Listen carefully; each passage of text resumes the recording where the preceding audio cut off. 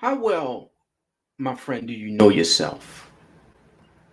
There's a scripture in the Bible that says, examine thyself. Know you not thyself? Test thyself to see if you, my friend, are in the faith. One of the ways that we learn is by asking questions. And today I want us to examine ourselves. I want us to take that examination so that we can see exactly, my friend, where we're at. It says, examine yourself to see if you are where you're supposed to be. Every year, I go to see my primary care physician for an examination for my annual checkup. And doing that examination and doing that checkup, my doctor is able to let me know about my health. My doctors allow me to know what's good and what's bad. My doctor examined me to allow me to know what needs to be improved. Also, my doctor in examining me because prevention is better than cure. Because if there's anything wrong with me, and if my doctor able to catch it in time, he's able to diagnose it and may be able to find a cure, for that situation before it spread, before it get out of hand. And oftentimes, throughout our life, we go through life without examining ourselves. We go through our lives, without knowing if in fact we are in the faith. We go through our life not knowing who we are. We go through our life living a lie. And another reason why it's important for us to examine ourselves is that we may know the truth. Because it's also been said that the truth, my friend, will make us free. The truth will set us free. The truth about who you really are, apart from what has been told about you, apart from what you think about yourself that may not be healthy. So the truth, my friend, is going to set us free. So it's important that we examine ourselves. It's important that we ask questions so that we can get the answer, my friend, that we're looking for. So I want us to examine ourselves today. I want you to examine yourself today. Because for me, this was the starting point of my change, of my transition. Was examining myself and asking myself some challenging questions in which I didn't even have the answer to at the time. And one of the most challenging questions that I had to face, early on in my life was, who am I? And at that stage in my life, I really didn't know who I was. Can you just imagine going through your life and not knowing who you are? Can you imagine somebody asking you, who are you? And you're not being able to answer that question. You're not able to tell them who you are. You're not able to tell them where you're going. You're not able to tell them what your purpose is. So we're going to look at some questions today that's going to allow us to examine ourselves. And one thing about questions, my friend, when you ask questions, you also get to know people. When you ask questions, you also get to know yourself. So we're going to ask some questions, and I want you to be honest. I want you to be honest with these questions. And some of these questions, my friend, they're tough. And once again, my friend, the truth is going to set us free. And we need to be free in order for us to live our God-fulfilled vision and dreams that he has for our life. We need to be free so that we can be all that we can be and do all that we can do. We need to be free. We need to really know who we are. We really need to know what we possess. We need to know the power that we have so that we can live in truth, because only the truth is going to set us free. And if you're not living to your full potential, maybe it's possible that you've been told a lie. Maybe it's possible that everything that you have been taught about you may not even be the truth. Maybe, the thing that you've been telling yourself may not even be the truth about you. So let's examine ourselves so that we can see where we're at. So the first question, my friend, is, what are the mistakes I continue to make and why? Can you imagine how far you can go if you just learn how to avoid repeating the same mistakes? Can you imagine how far we would be in life, if we just stop repeating the same mistakes? And to be honest with you, if we continue to do the same thing, then it may not even be a mistake. It may be a habit. It may be an addiction. Because when you make a mistake is like, you putting some money in a soda machine, and you meant to get a Pepsi and end up getting a Coke. That's a mistake. But if you keep putting your money in there and you keep pressing a button that says Pepsi when you know you want a Coke, then that may not be a mistake. That may be deliberate. That may be intentional. That may be something that's worth examining. Why am I keep pushing a button for one thing when I know I want something different? Why do I keep on making the same choices over and over again when I say to myself, I want something different? Because we all know what the definition of insanity is. It's doing the same thing over and over again, expecting different results. So what are the mistakes I continue to make? And it's important that, you answer this question, because it's going to reveal some things about you. It's going to reveal, some things about your character. It's going to reveal, some things about your struggle. And you have to be honest, my friend. What mistakes you continue to make? I want to share a story about Alex. There was a young man named Alex who had a habit of repeating the same mistakes over and over again. No matter how many times he faced the consequences of his actions, he would often find himself making the same errors, both in his personal and his professional life. Can anybody relate to that? Just keep making the same error, the same bad choices over and over again. So one day, Alex decided to enter a competition. He was determined to prove himself and show everyone that he could succeed. However, as he prepared for the competition, he realized that he had made a critical mistake. Here go Alex again, making another mistake. He had not learned from his past failures and was making the same errors again. As the competition progressed, Alex found himself failing into the same patterns of behavior that he had led to his previous failures. He was too focused on outdoing others and winning at all costs, instead of learning from his mistakes and growing as an individual.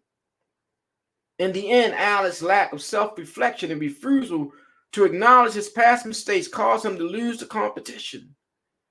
He realized that competing without learning from his errors was futile and will only lead to repeating the same mistakes again and again. This story highlights the importance of avoiding competing while repeating the same mistakes. By failing to learn from our past errors, we trap ourselves in a cycle of repetition, hindering our personal growth and success. It is crucial, my friend, to reflect on our actions, analyze the outcomes, and make conscious efforts to improve and avoid making the same mistakes again. We don't want to continue, my friend, to make the same bad choices. I don't even want to call them mistakes at this point. I want to call them bad choices. So we have to examine, the choices that we make and looking at the consequences that we're getting as a result of those choices and ask ourselves, why do I continue to make the same bad choice?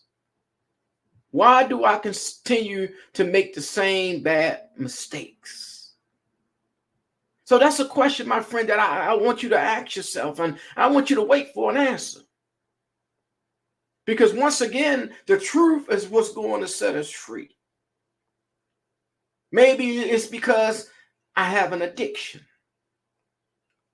Yes, maybe it's because I have an addiction, and that's why I keep doing the same thing over and over and over again. Maybe it's because I have an anger problem and I keep making the same bad choices over and over again. Maybe it's because I have a gambling habit and I keep doing the same things over and over again.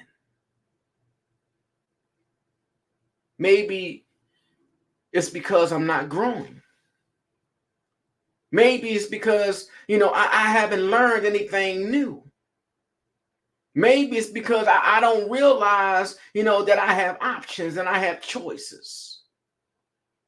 So I keep on making the same choice time and time again, and I'm keep getting the same results. So we're examining ourselves so that we, my friend, can see who we are and that we also can see where we're at. So that first question is, what are the mistakes that you continue to make and why? Why do you continue to make it? That why is a very important question. So get down to that why. Why? What is wrong with me?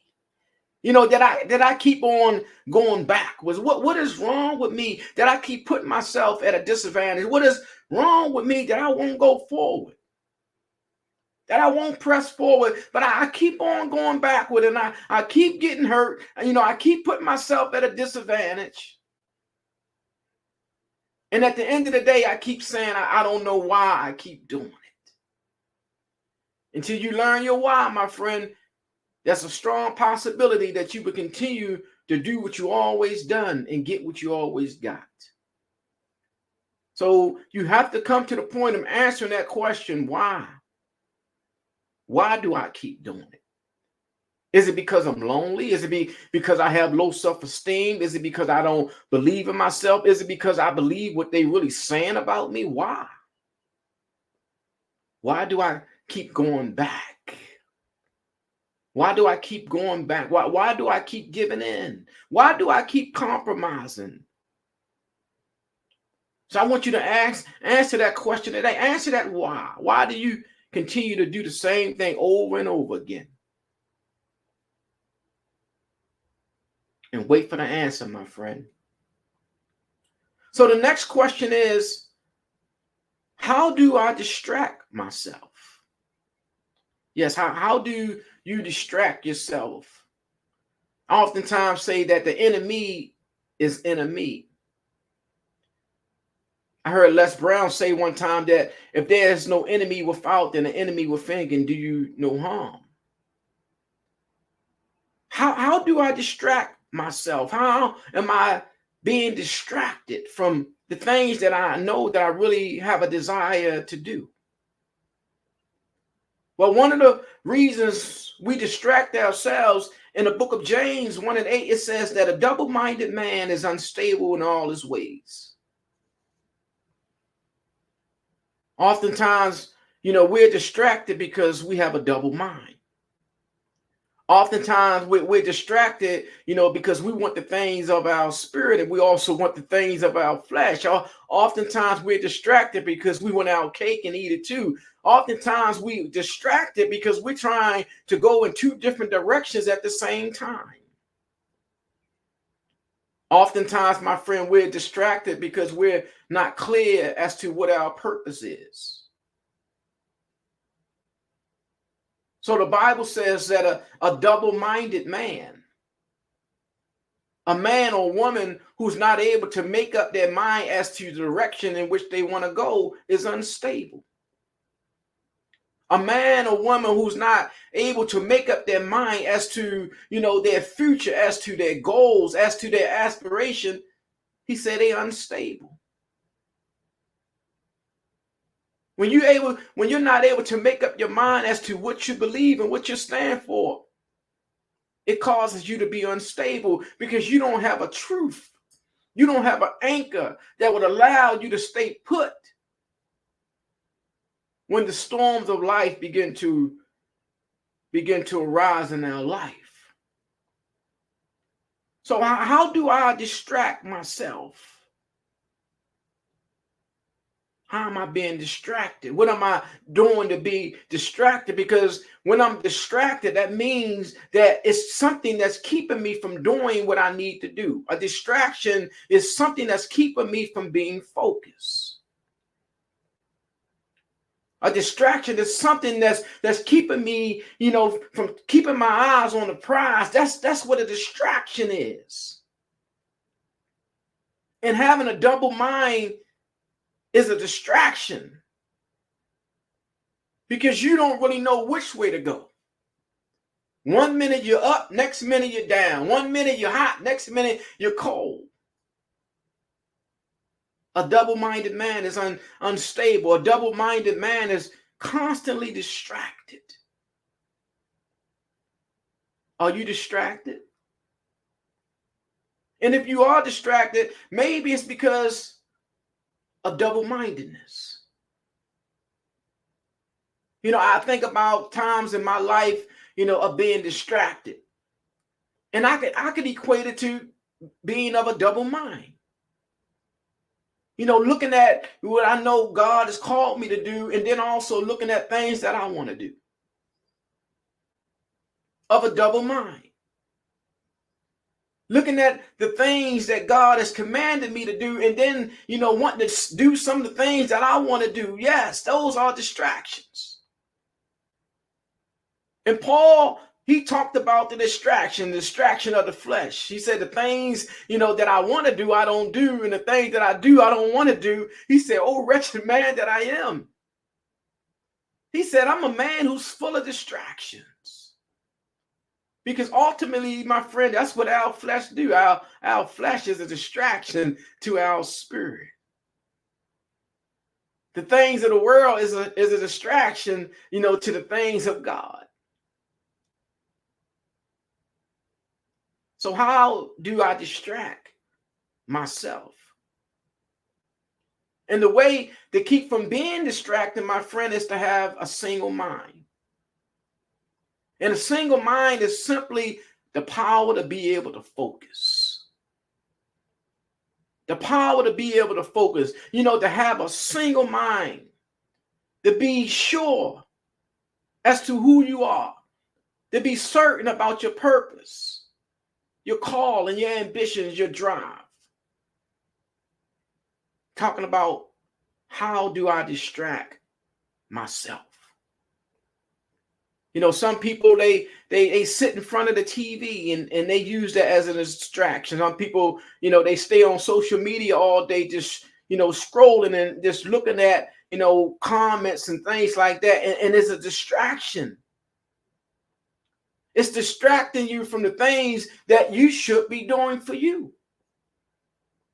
And oftentimes, we're distracted watching other people succeed and we're not. We're distracted watching other people running the end zone when we're sitting on the sideline. We're distracted watching other people do their thing. And then we have to live with the regrets as to why we're not doing ours. And that also can be a common mistake that we continue to make. Thinking that you can continue, to not educate yourself and think that you're going to be educated. Thinking that you're going to continue to not go out and do what you need to do and expect to get what you want to get. But life doesn't happen that way. In order for you to get what you need to get, you have to do what you need to do. And that, my friend, is to avoid, some of the distractions that's in your life. All you have to do is when you feel like you're being distracted, ask yourself a question. What is this keeping me from? What is it that I could be doing? What is it that I should be doing at this time? Because that's what distractions do, is prolonging you from reaching your destination. It's delaying it. And you don't have no time, my friend, to be delayed any longer. I don't have any more time to be delayed any longer. Because we at a point in time in our life, where it's time out. All jokes aside, it's time out for games. It's time to get in the end zone. For some of us, we're in the fourth quarter. Some of us is in the fourth quarter of our life. This is it. If you don't show up, my friend, at this quarter, this is it.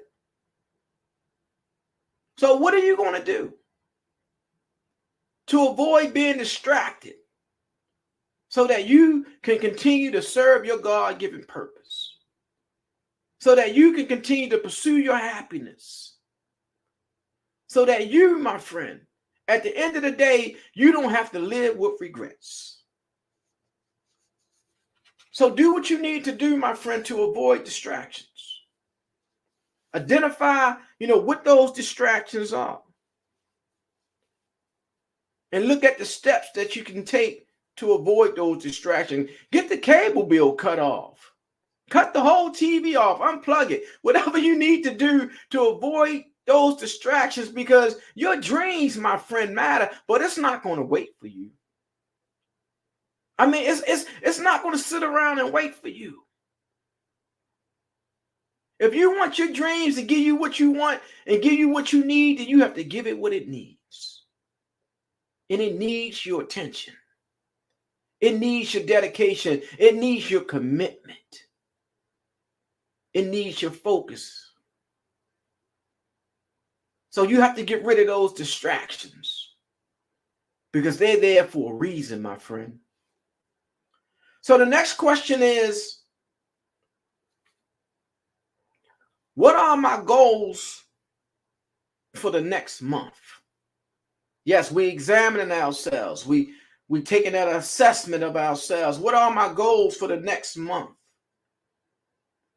And your goals should reflect your examination.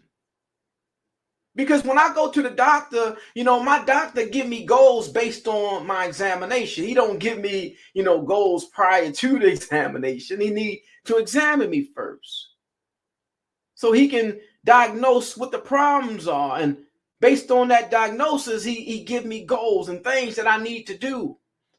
And hopefully when I come back for my next visit, those things be in order. So when you examine yourself, and after you finish examining yourselves, and you see, some of the pitfalls, you see some of the struggles, and you see some of the distractions. What are your goals for the next month?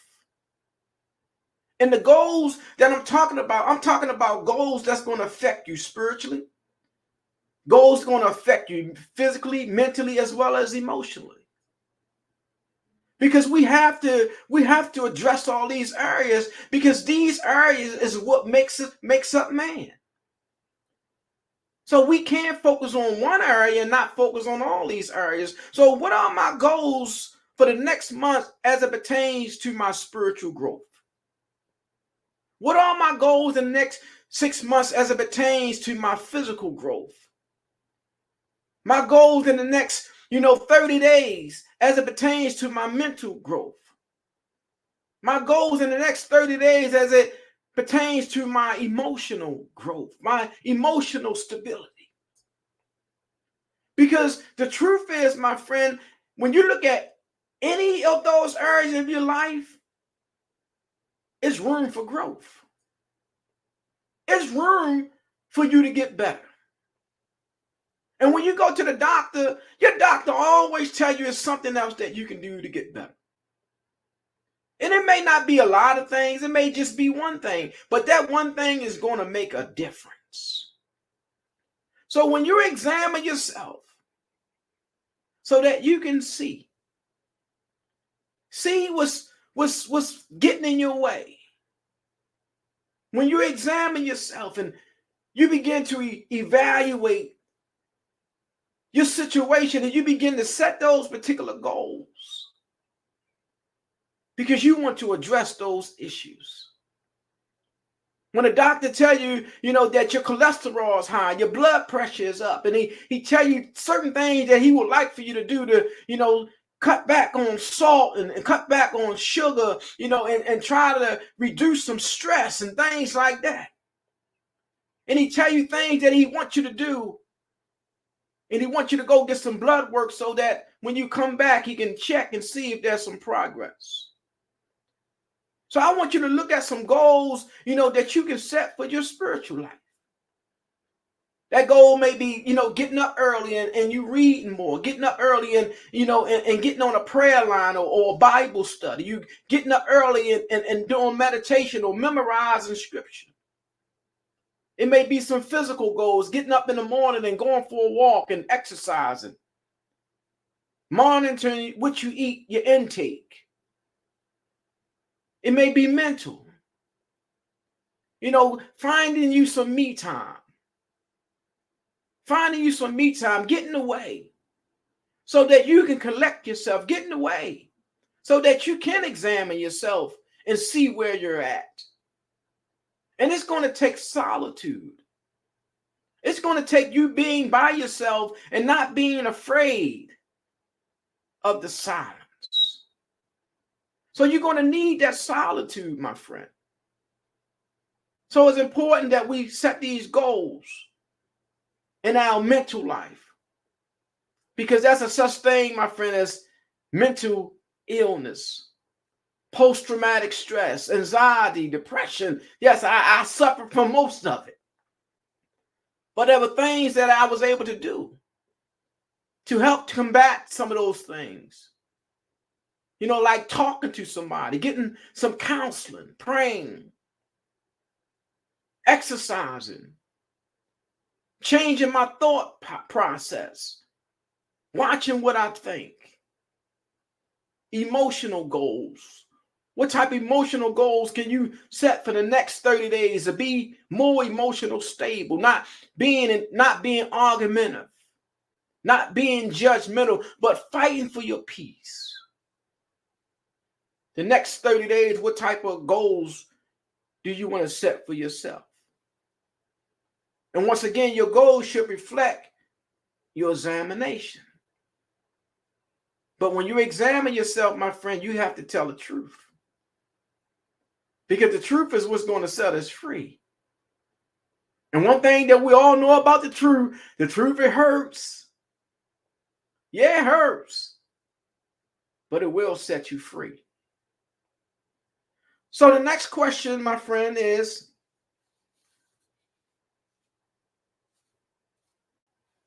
what do you like about your life? Wow, that's a big one. Because I meet so many people who don't like themselves. I meet so many people, who don't love themselves. Who are very critical, toward themselves. I meet people who are very abusive toward themselves. They have abusive thoughts, the way they think about themselves. And that's why, I talk about that truth and how the truth is going to set you free. And many of you have been told a lie. Many of you have been told that you're not worth anything. Many have been told that you are a failure, been told that, you are a drug addict, you're a bum, that you're nothing, that you are a whoremonger, that you're a liar, you're a thief, you're a murderer. Yes, many of us, we've been told that. But I once heard it said, my friend, it's not what people say about you that matters, but what matters is what you answer to. What are you answering to? when people say things about you, when people call you those type of names that may reflect something that you did, but it doesn't reflect, my friend, who you are. What are you saying? What does it say? What do you like about yourself? What do you love about your life? Despite your challenges, despite your setbacks, your failures, despite all that, what do you love about yourself? Because I failed a lot. I messed up a lot. I made a lot of bad choices. But there are still a lot of things, that I love about me. I love the fact that I'm resilient. I love the fact that, I know how to bounce back. I know how to get back up. I love the fact that I care about people. I love the fact that I don't mind helping people. I love that about me. So I want you to examine yourself, and I want you to be honest with yourself. What do you love? What do you like about your life? And if you can't find anything that you like about your life or love about your life, that's fine. Because the reality is, my friend, you can change it. You can change it. And that's one of the things that we believe at Put Me in Coach. We believe that it's your life story and you can rewrite it. Yes, we believe that. We believe, my friend, that your dream matters. So if you don't like the character or the role that you played up until this point in your life, then you, my friend, you can do something about it. But as we talked about yesterday, you have to take initiative. You have to take initiative. You have to be willing to do something about it because it's your responsibility. It's no one else's responsibility. It's your responsibility to take the initiative to do some things, my friend, so that you can start loving yourself, so that you can start seeing yourself in a healthy way. Despite all that you went through, it's imperative that you continue to see yourself in a healthy way. Because you're going to continue to treat yourself the way that you see yourself. And if you don't see yourself as being gorgeous, you're not going to treat yourself as being gorgeous. If you don't see yourself as being wonderful and amazing, you're not going to treat yourself as being that. If you don't see yourself as being fearfully and wonderfully made, then you're not going to treat yourself that way. If you don't see yourself the way God sees you, then you're not going to treat yourself that way. Because we treat ourselves the way we see ourselves. And for the most part, many people see themselves in an unhealthy way because we come from an unhealthy community and grew up in an unhealthy environment. But it's not too late for you to change how you see yourself. And it's important that you change how you see yourself. There's a scripture in the Bible that says, be no longer conformed to the pattern of this world, but be ye transformed by the renewing of your mind. Be transformed by the renewing of your mind, because when you change your mind, you change everything else. Because as a man thinketh, so is he. Everything else shifts when your mind shifts.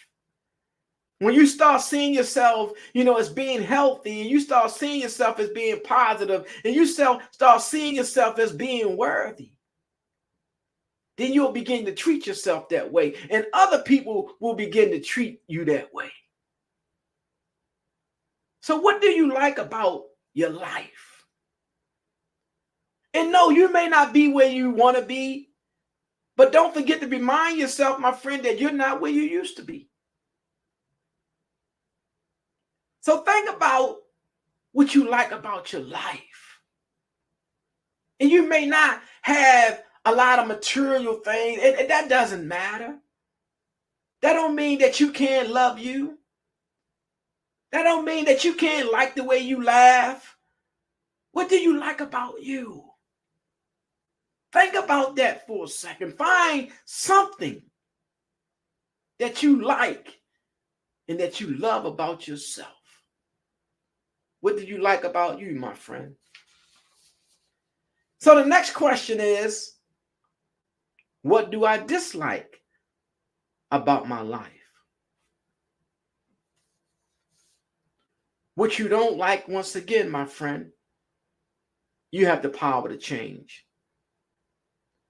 And your dislikes should not be based on other people's dislikes about you. You shouldn't dislike anything about you just because somebody else disliked that about you. You shouldn't dislike how you look because other people don't like how you look. Unless you believe that God make mistakes. Because if he said that you were fearfully and wonderfully made, then you should love everything about you. Because God created you, my friend, to be special. He created you to be unique. And there is nobody like you. People can imitate you, but there is nobody that's like you. Nobody has your DNA. Nobody has your fingerprint. Nobody can make an impact and touch on this world like you. So if you see something that you don't like, then you, my friend, you have the power to change it. Don't complain about it, but do something about it. So the next question, my friend, what would you do if you was not afraid? What would you do, my friend, if you was not afraid? Let me share this story with you about this girl named Lily. In a small village nestled at the foot of a towering mountain lived a young girl named Lily. Now, Lily was known for her bubbly personality and adventurous spirit. She had a big dream. Any of you have big dreams? I don't know about you, but I have some big dreams. Now, to climb to the top of the mountain and to see the world from above, that was one of her dreams. However, Lily was held back by her fear of heights. One Sunday morning, as Lily gazed up at the mountain, she felt a surge of determination. She decided that it was time to face her fear and pursue her dream. Put me in, coach. Lily said, put me in, coach. I'm ready. I'm ready to get in the game. I'm tired of sitting on the sideline. It's my time. It's my season. Come on, let's go, Lily. Let's go. So with a deep breath, she set off on her journey, armed with nothing but courage and a backpack filled with supplies. How many of you are armed with courage? If you don't have no courage, you better get some. Yes, you better get some. You better be strong and courageous. So as Lily began her ascent, each step felt like a victory over her fear. She encountered steep cliffs and narrow paths. Yes, Lily was facing life. Life was life, but she pressed through, reminding herself of the incredible view that awaited her at the summit. Along the way, she met fellow climbers who shared their own stories of conquering their fears, inspiring her to keep on going. Yes, my friend, you're not on this journey alone. You're not the only one that's trying to conquer your fears. The higher Lily climbed, the more her fear diminished. She marveled at the beauty of the landscape around her, feeling a sense of freedom and empowerment. With every passing day, her confidence grew. And she realized that fear was merely a barrier that could be overcome with determination and belief in oneself. Finally, after days of challenging but rewarding trekking, Lily reached the mountaintop. Standing at the peak, she looked out at the vast expanse before her. The world seemed so much bigger and full of possibilities. From this vantage point, she said, Lily knew in her heart that if she hadn't overcome her fear, she would have missed out on this extraordinary experience. As Lily descended the mountain, she carried with her a newfound courage that extended beyond her fear of heights.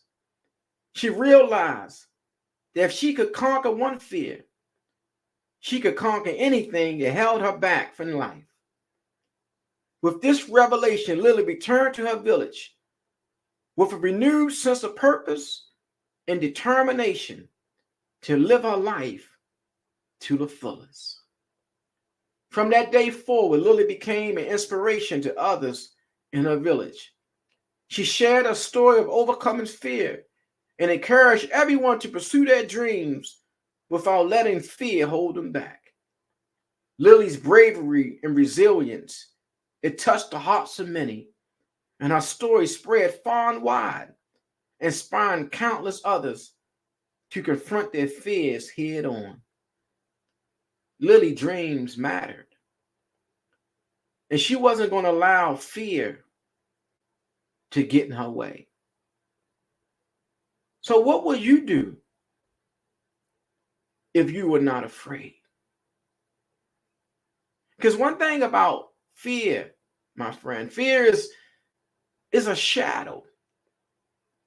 A fear is a shadow. It's something that appears to be real. Yea, though I walk through the valley of the shadow of death, I shall fear no evil. And the reason to not fear evil is because a shadow can't hurt anybody. And another reason that you don't have to fear, my friend, is because of who is with you. Because if you have God with you, then greater is he that is with you than he that is against you. So you don't have to be afraid, my friend. So what are some of the things that you have been neglected to do simply because you were afraid? You were afraid of failing. You were afraid. You were afraid of being talked about. You were afraid of being made fun of. You were afraid of being rejected. So you didn't even try. You didn't put your best foot forward. So you gave up on the possibility of achieving your dreams and rewriting your story because of fear. Something that appears to be real, but is not. Do you remember when you were a child and you would watch certain movies, scary movies? And I remember our parents really didn't want us to watch certain scary movies because they thought that it would cause us to have bad dreams and nightmares. Did you remember as a child, thinking that there was a ghost in your closet or under your bed? And then you would get somebody, or you would go in your closet or look under the bed, and then you realize that nothing was there. Because it was only in your imagination. It was a shadow. It was nothing there. And then you would go back to sleep, but the fear would still be there, and then eventually the fear will go away. Because once you checked it out and realized, listen, there's nothing there. So I have no need to be afraid. And even if it was something there, I still don't have to be afraid, because once again, great is he that is with me. And great is he, my friend, that is in me than he that is in the world. God say, I have not given you a spirit of fear, but a spirit of love and power and a sound mind. Today, I want you to reflect. Reflect on these questions. Who am I? Who are you? Who are you when nobody's looking? Who are you when you by yourself? How well, my friend, do you really know yourself? And I always tell people, especially those in relationships, that where there is no fellowship, there is no relationship. Meaning that if you don't spend time with that person, then you will not get to know that person. And it's amazing that you can be with yourself as long as you've been on this earth and not even know who you are. Because you don't ask yourself the right questions. Therefore, you're not getting the right answers and you find yourself living life with uncertainty. You find yourself living life without examining yourself and find yourself going through life without getting the truth. The truth about you, the truth that is going to set you free. So today, my friend, we're examining ourselves so that we can see if we are in the faith. We're examining ourselves so that we can see if we are healthy mentally, emotionally, spiritually, and physically. Examine yourself, my friend. Examine yourself because your dreams, it does matter. So I want you to continue to examine yourself today. I want you to be great today. I want you to be inspired today. If this video was a blessing to you, I would encourage you and ask that you would share it with someone. Also, I ask that you would hit the like button so that you would continue to receive, valuable content such as this. At Put Me in Coach, we believe that your dreams matter, my friend, and we believe that it's your story and you can rewrite it if you want to. We have tons of content that's going to help you to grow in the different areas of your life as a coach, as a minister. These are things, that I do. These are things that I'm passionate about. Coming alongside, to add value, coming alongside to give you information, that's going to help you to be a better you. So I encourage you, my friend, to stay locked in. Go to the website, that's at the bottom of this video. There's a lot of information, a lot of content. We have a lot of programs that's going to help you, my friend, to grow. And I'm talking about in every area of your life. If you have any question, my friend, I encourage you to, ask your questions. I want you to interact with me. I want you to, be involved, be engaged. This is a community platform. Yes, this is a platform that God has given me that I may be able to give back. So I appreciate you. I thank you. I thank you for your time. And I pray that I can be a blessing to you. And I pray that I can be a resource. You be great today, my friend. Your dreams matter. And remember, when you're ready to go to the next level, all you have to do is say, put me in, coach. Yes, put me in, coach. I'm ready.